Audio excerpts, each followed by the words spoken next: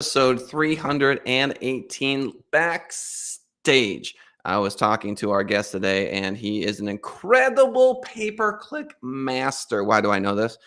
Because we were talking about how many charlatans there are in the industry. More so mine than his. SEO is filled with people that say they know what they're talking about, and they certainly do not. His industry, you can tell fairly, relatively, sort of, kind of quickly if the person that you're working with knows what they're talking about because you're spending real dollars. It is amazing to both Andy and I that there is no accreditation. Just anyone can kind of do it. And so I'm telling you, if you have no sense of pay-per-click, Google ads, Facebook ads, this sort of thing, you really kind of want to step up your game enough to at least judge someone that you're about to hire. Or you could talk to me or someone like Andy, and we could talk to those people and judge them for you. Or you could just hire us. That's a thing you could also do. But I'm telling you, when it comes to the world of Google ads, I have let go of many people. There are a lot of people that go through the Google training. They're like, look at me, I'm great. There are very, very few that truly know what they're talking about. Andy's the author of a bunch of books. He's got a university. This is what he does. And so we are going to learn a lot with our incredible guest today. Welcome to the show, the one and the only Andy Splichal. I love the intro. Thanks. All day, every day. Splichal like Michael. What should people be doing with Google ads nowadays? What are they doing wrong? How long do you got? How long do you got? I mean, you really nailed big issue right there is not knowing what you're doing. And you think that you can outsource and it's great to delegate duties, but you can't just delegate it and forget it. And you need to have yourself, if you're a business owner or somebody on your team, at least understand the principles and best practices. Or there are a lot of charlatans out there, and you're going to get taken for a ride, and you're going to pay money. You're going to pay a lot of money if you give them money, and you're not going to get much results.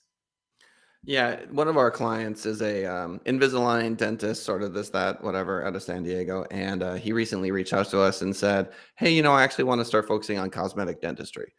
This sort of client communication, I think a lot of clients they kind of forget about it. It's like, look, talk to your marketing company. Like, what leads do you want? What do you really Right. want coming through the door? And then ask how much you can expect to pay for that. So when a client asks you, what can I expect to pay for a conversion, or show me the amount of phone calls, what do you do for them? What kind of reporting do you do? On the phone calls, I use a third party tracking called CallRail.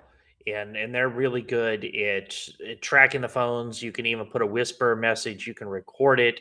So there's a lot of things you can do to kind of line up how many calls you're getting and what source they're coming from.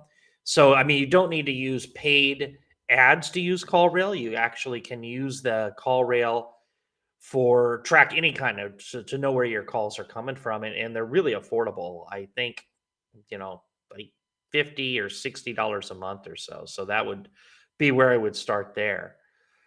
Um Yeah, I can touch on CallRail. We've been using CallRail for years now. My CallRail bill is north of $600, but that's because I've got 50 whatever clients on it. CallRail is amazing.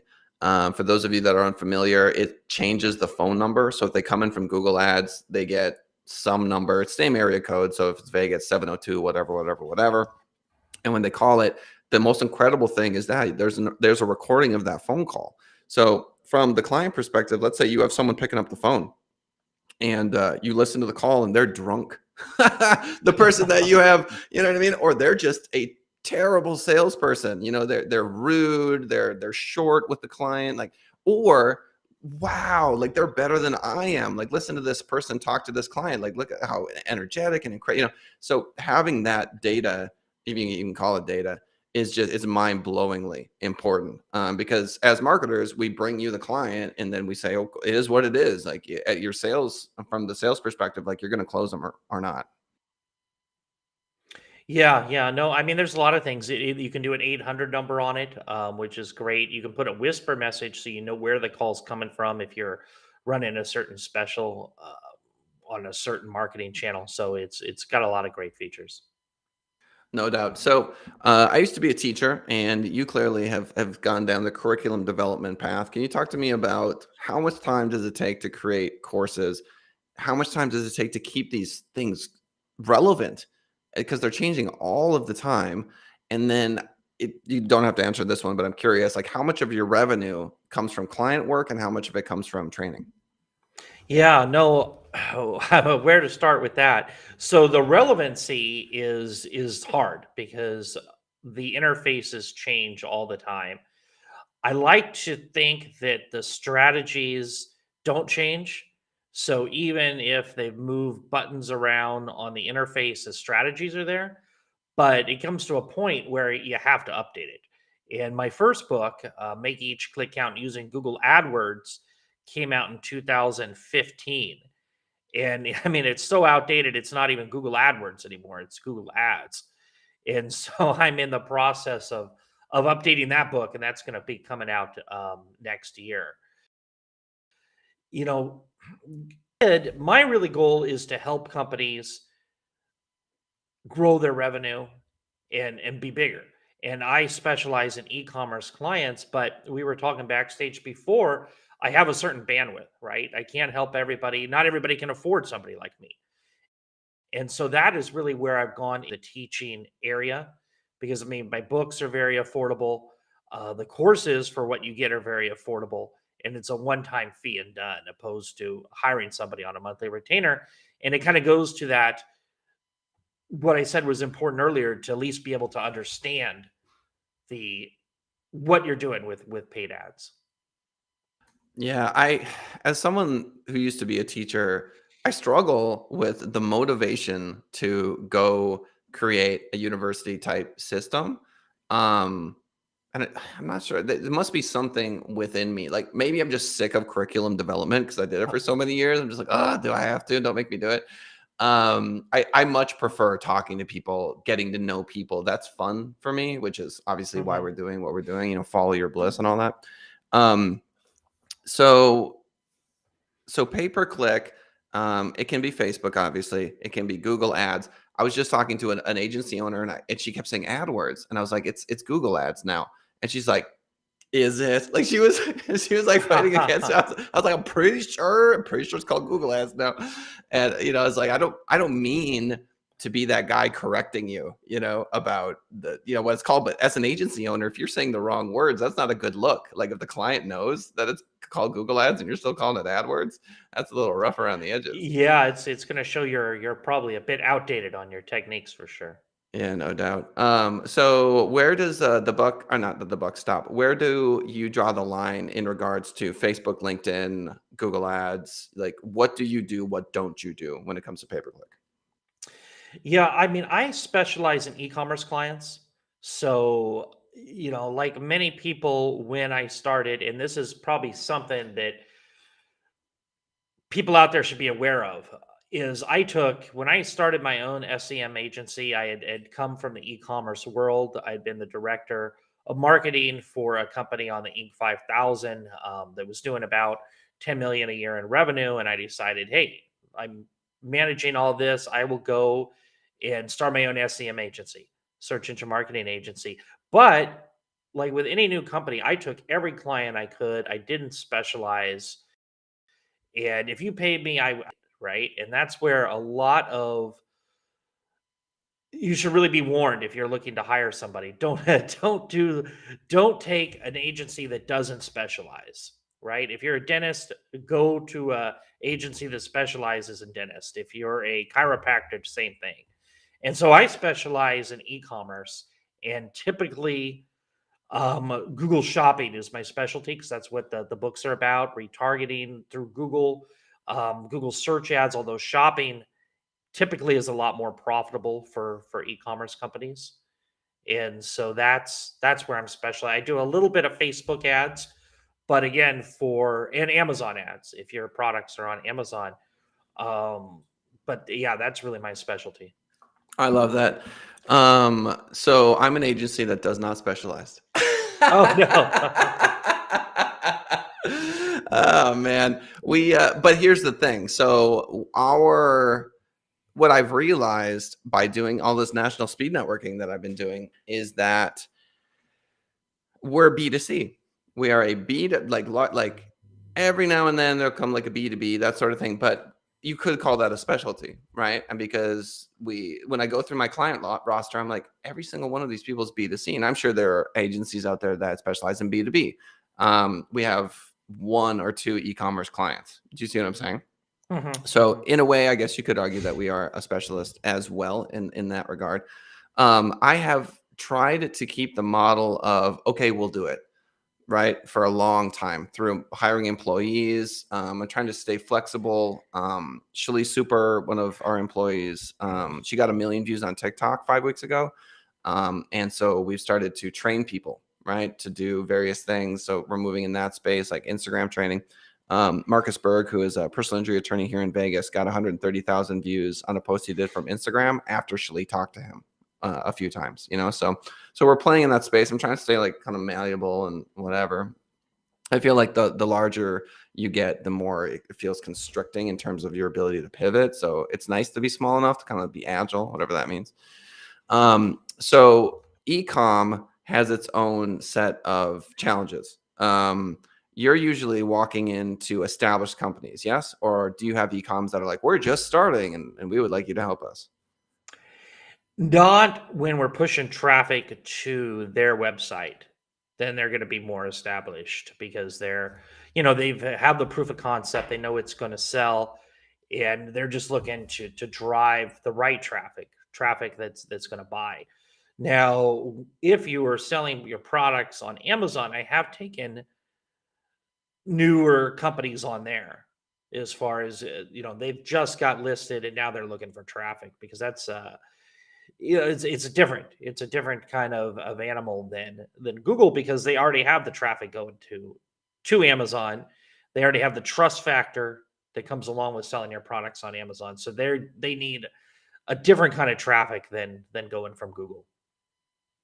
Yeah, there's something called the marketer's curse, which is you never do for yourself what you do for everyone else.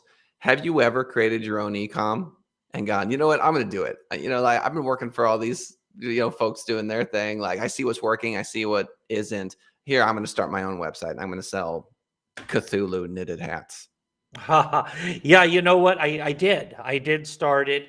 It's kind of a funny story. My mother wanted to have some more income, so we started a company together, and we sold products.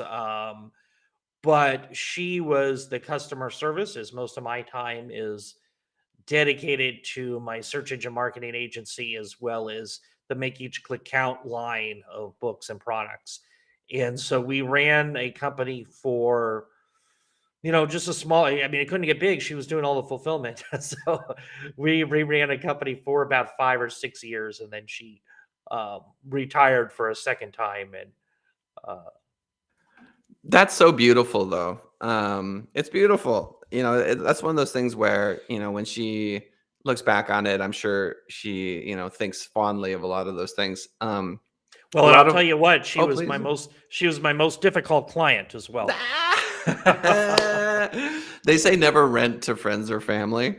Well, I think the same is true of working with friends and family. It can be quite interesting, quite raw at times. But from my perspective, it's beautiful. And you did it. I wonder, for some reason, I just feel like you would be super successful with whatever next venture you did, perhaps even by yourself. I just get that vibe from you, for whatever that means. You could argue that the university is that venture, couldn't you? The make every click count. make each click count, but Make each click. Thank you you. make As each I click learn. count. It's kind of funny. I almost named it "Make Every Click Count," but that was already trademarked. So Make I went each with make each click. "Make Each Click Count." Yeah, it is because it's different. I mean, it's not ecom, but it is right. The books are for sale, so those are ecom. The courses, but it's more of a membership, so it's different than your traditional e-commerce, but it is in a way a form of e-commerce. Yeah. I sometimes talk about the responsibility that we have being one of the first generations that will be known for thousands of generations as the generation that you can watch hours and hours and hours of footage. So as we talk here, Andy, 1,000 generations from now, this will be sort of the Adam and Eve generation. There were books before that. That's fine. Like people wrote books, and maybe you could find your great, great, great, great, great, great, great, great grandpa's book that he wrote, maybe, from like the 1950s, that sort of thing. But our generation is just going to be known as the one that you can go back to and watch and really digest all of the way that they used to live, if that makes any sense. What I mean by that is there are thousands of hours of content of my face talking, right? And my dad, like maybe there's some pictures somewhere in a binder. So just the jump has just been ridiculous. And so to the future generations, what would you say to them? Someone's watching this, 7,000 years from now, right? And they're somehow related to you, and they're going, "What was life like back then?" Yeah, it's really just a start. It's not just the communications, but there's never been such a low barrier of entry into the business world where you can compete, for e-commerce. I mean, you can compete with companies that have been around 100 years, and you can do it. You could do it in a matter of hours. You can get your stuff online and you can start advertising and competing. And before, I mean, you would have to do a company, get funding, get all this stuff. Now you just need products and a will. And so it's an amazing, not only the communication, but what is possible right now. And will this continue? I don't know. I mean, you see big conglomerates kind of, your Facebook, your Amazon, kind of cornering the market where it is pay to play. And so it's not probably as open as it was 5 years ago, but it's still a possibility. And so will that continue into the future? I don't know, but that would be interesting as people look back in it and say, wow, that was a really interesting time to be around. It's funny because we think of the Wild West, and just all of this expansive land and whatever. With this, of course, there's just horrifying atrocities that came with that as well. But the analogy holds up, which is, 20 years ago, if you'd have just bought everydomain.com, you'd be, you know what I mean? You'd be rich. You just buy that digital space. And looking back on it, it's easy to feel bad. Like, oh, why didn't I do that? Why didn't I buy Netflix stock? I knew better.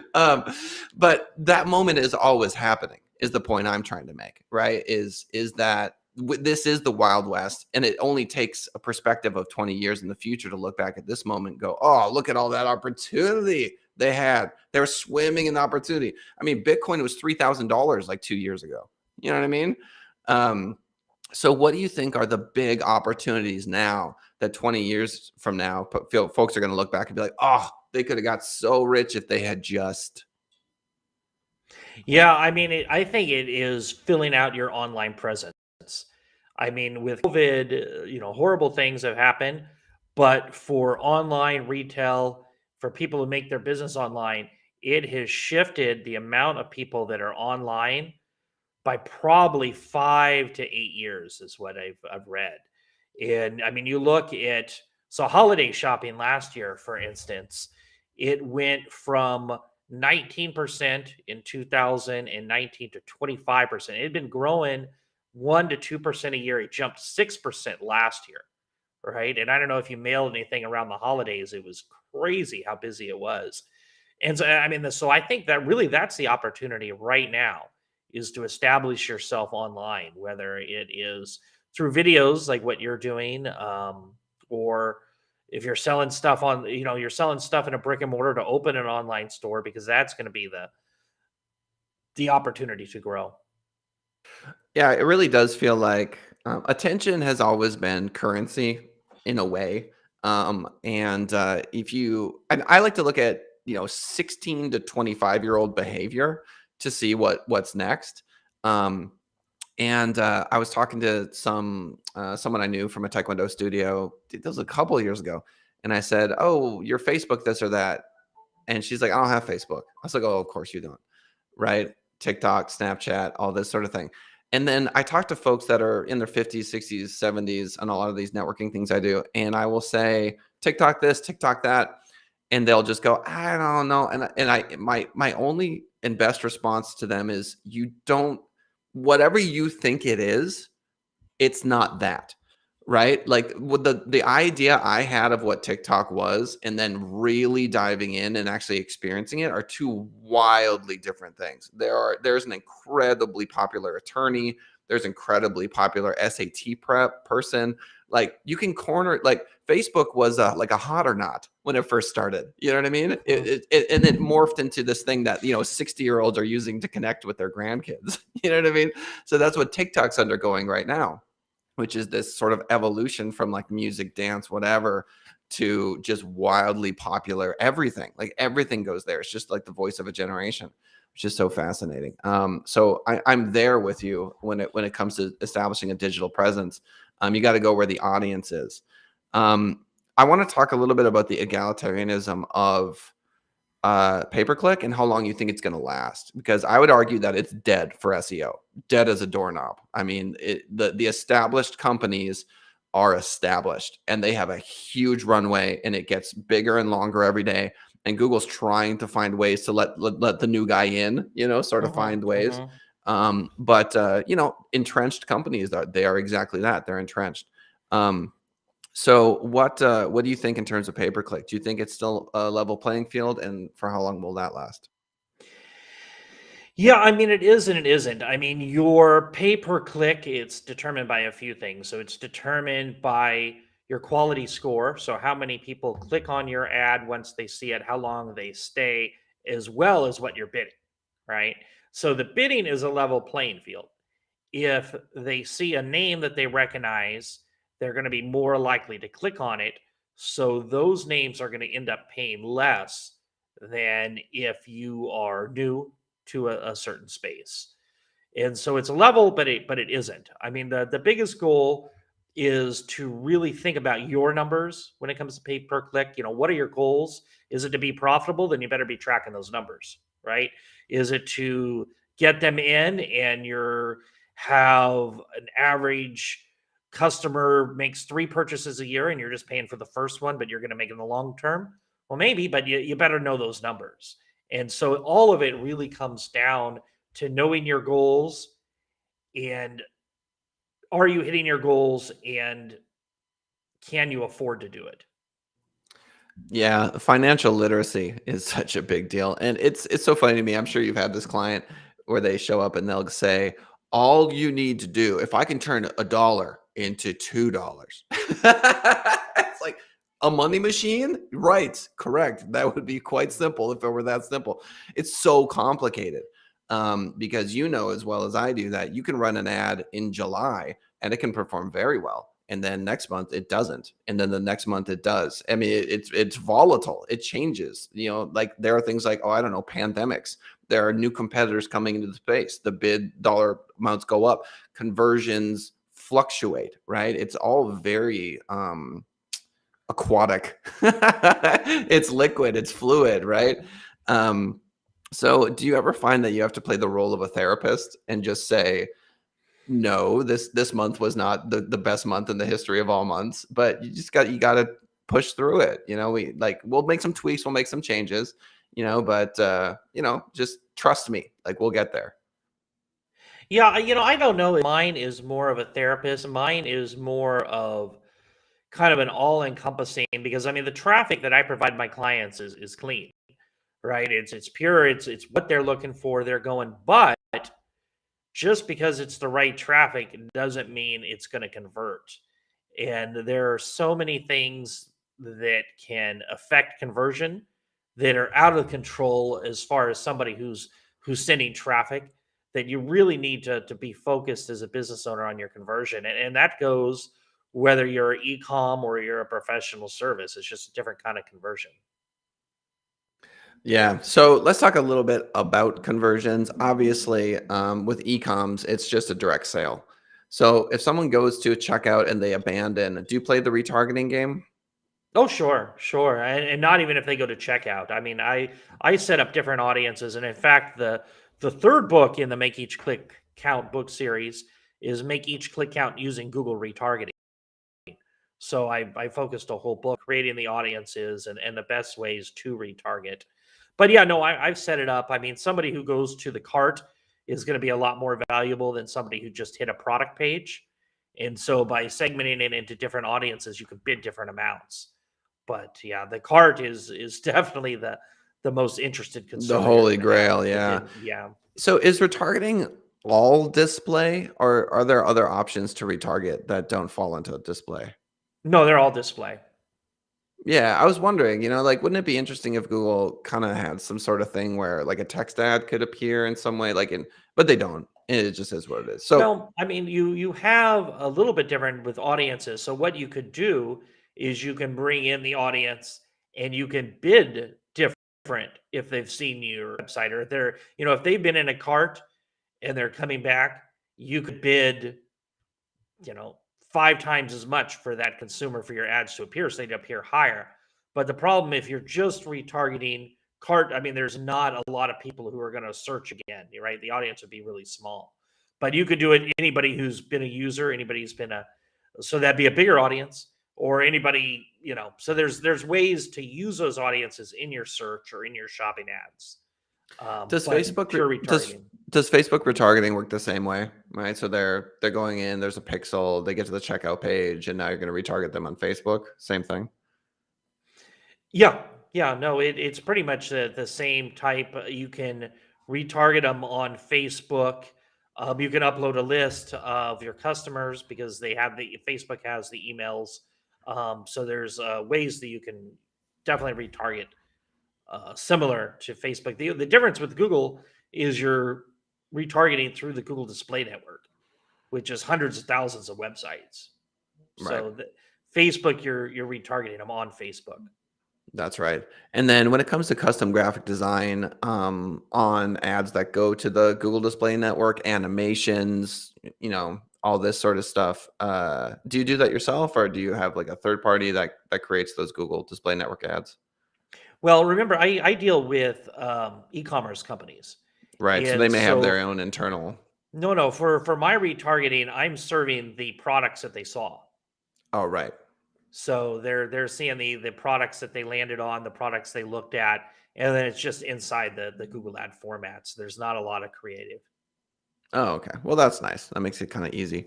10:57. We have 3 minutes remaining. I want to make sure that folks know where they should go to hire you, where they should go to take your trainings, and give you a moment to be a selfish capitalist. Andy Splichal, All go ahead, right. talk to the folks.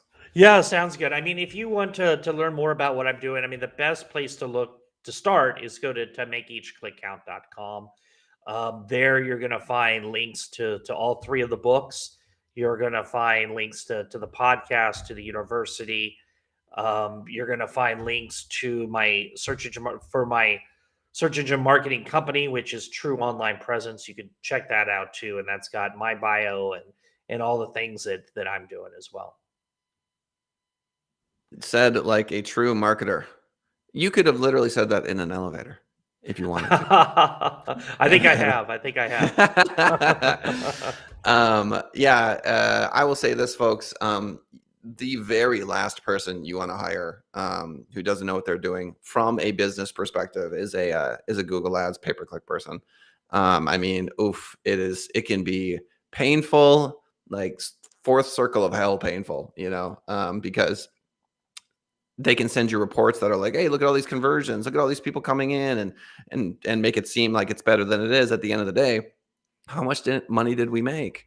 Like, show me a call rail report, show me, phone calls, what were the quality of people that were calling me, how much did we spend, how big is our remarketing list? I mean, there's just a million different things that go into this, and ignorance is not really an option. You might get lucky.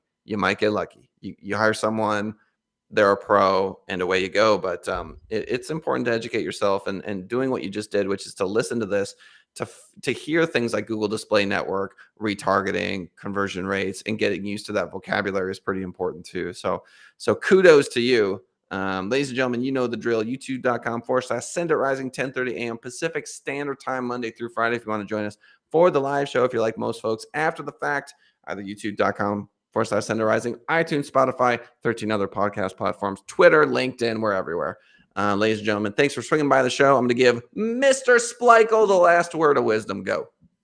No, I mean, you hit it right there. I mean, you need to know what you're doing and you need to know your numbers if you want to be successful in your business, whether you're e-com or a professional service.